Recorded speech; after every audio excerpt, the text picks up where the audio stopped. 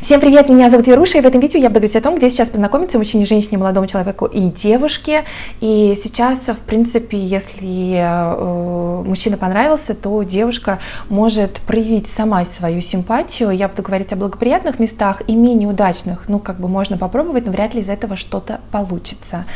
Ну, на ум первое приходит это сайт знакомств, и плюсы из сайта знакомств это то, что когда люди на расстоянии, там разные города или даже разные страны, все равно люди сейчас, ну, как бы все равно скептически относятся к этому варианту знакомства, потому что там, конечно, очень много неадекватов, ну, очень просто сидеть за экраном, когда тебя никто не видит, ты не проявляешь никак себя в жизни, свои там эмоции или там, ну, о чувствах я про сайт знакомств не говорю в начале, то есть поэтому можно писать, в принципе, все что угодно, и аватарка там может не соответствовать тому, что действительно есть, потом ты встретишься, и этот неловкий момент, когда тебе нечего сказать человеку, и тебе вообще неинтересно, и уже через 5 минут хочется просто расстаться с ним. Редко там можно найти свой бриллиант, вот, среди огромного количества людей с какой-то своеобразной очень фантазией, но опять же, тем не менее, есть случаи, когда люди действительно друг друга находили именно по сайтам, на сайте, и потом там даже и мужем, и женой становились, ну, как минимум, становились просто парой. Вот. Я лично не зарегистрирована там, и у меня был единственный вариант в этой серии просто попробовать. Это в юности моей совсем вообще какие-то там, какое-то непродолжительное время. Может, конечно, мой браузер устарел, но мне кажется, все равно пока этот вариант, он не то, что пока, а этот вариант вот такой 50-50. То есть не сказать, что он прям супер удачный. Фитнес-залы, как вариант, тоже, он такой тоже 50-50, потому что конкретно вот про меня могу сказать, что я прихожу в фитнес-зал просто вот выложиться, пропотеть, и когда ты в потном состоянии, к тебе кто-то подходит, такой типа вот, девушка, у вас такая фигура, как бы хочется сказать, парень, иди тоже позанимайся. Как бы тоже для меня фитнес-зал, он не очень. В любом случае, если вы встретили вот ту девушку, особенно сейчас это сложно встретить, когда тебе действительно человек понравился, можно где угодно, и в фитнес-зале, и там, ну, на сайт знакомств просто это вот притянуто за уши немножечко. Ты сел там, да, ты бездушно как-то, ты не чувствуешь никаких флюидов. А здесь ты все-таки, ну, как ты можешь хотя бы еще немножечко понять про человека или какой-то, ну, что-то можешь почувствовать. Вот, поэтому зал или там любят еще в хамаме, когда ты сидишь, отдыхаешь на релаксе, и вот тоже начинаются эти разговоры, причем разговоры, естественно, очень такие, ну, стандартные, которые вот тоже очень отталкивают, какой-то набор фраз, таких слов, которые вот все просто говорят, и, ну, девушке всегда хочется какой-то исключительности, какой-то особенности, чтобы как-то вот, ну, по-другому это было, вот не так, как все. Вот, поэтому фитнес-зал, я знаю случаи, когда специально прям покупают абонементы для того, чтобы познакомиться. Вот. Это тоже не моя история. Никогда, кстати, не рассматривала фитнес-зал как способ познакомиться с кем-то. То есть я вообще даже, к слову, просто прихожу, даже иногда вообще людей могу не замечать. Для меня вообще, в принципе, в идеале, если бы я одна там занималась, если честно.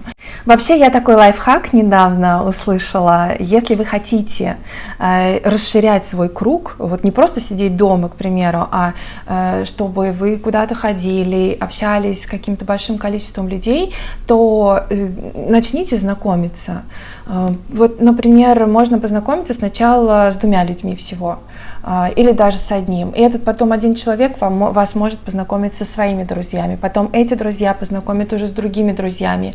И в течение года у вас может ваша адресная книжка расшириться, вы даже не представляете, насколько. Просто надо быть такой, как собачка, знаете, хвостик виляет, когда она очень дружелюбна. Ну, развивайте эти качества на самом деле, и тогда будет больше вариантов познакомиться, а не так, что вы сидите дома, и тут вот кто-то стучится и говорит: «Вася, я пришла, ты тут хотел познакомиться? Пожалуйста, я явилась». Ну, такого же, естественно, не будет, поэтому у кого с этим проблемы, нужно эту сторону развивать. А потом, значит, вот для студентов, к примеру, студенческое время очень классное в институте, если тебе понравилась какая-то девушка. А школа — это совсем еще какие-то, мне кажется, совсем зеленые. В институте, в принципе, тоже, но уже все равно постарше. И в студенческое время мы, конечно, его не ценим, но оно реально очень классное, когда ты потом возвращаешься в это время мыслями и понимаешь, что ох, вот это вот одно из лучших было, одни из лучших времена были. Студенты более как бы еще пока чистые, такие вот своими помыслами, с искренностью. Люди постарше, естественно, уже там с каким-то неудачным опытом или вообще просто разочаровавшись и в людях там, или в жизни своей, то ну, много тараканов становится, много требований к другому человеку, чем старше. В общем, это сложная история, и, как, знаете, раньше говорили, что вот девушка может проскочить свой возраст, то есть вот как в 18 лет раньше отдавали, когда она еще ничего не понимала, когда она еще вот, ну, у нее сознание не встало вот на место, потому что обычно у девушек это, ну, после 30 происходит, все-таки, когда ты уже не как чистый лист, а когда ты уже включаешь разум, анализируешь и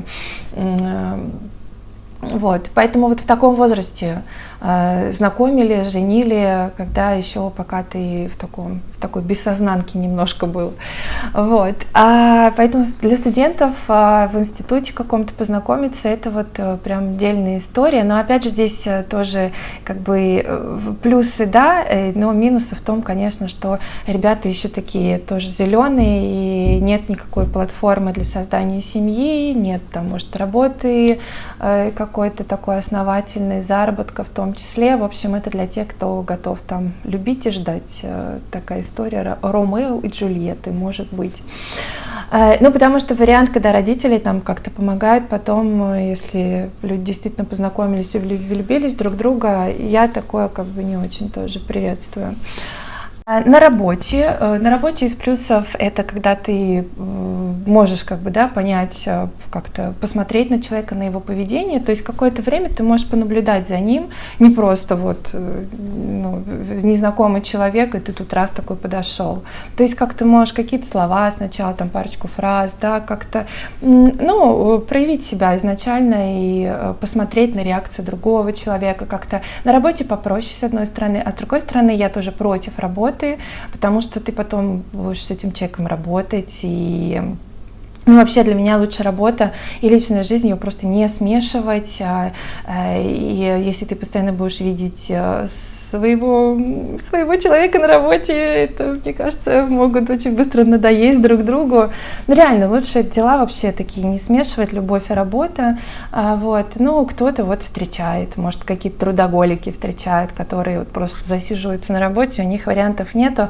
Это, кстати, тема танцоров, тема артистов, потому что они постоянно на классах находятся.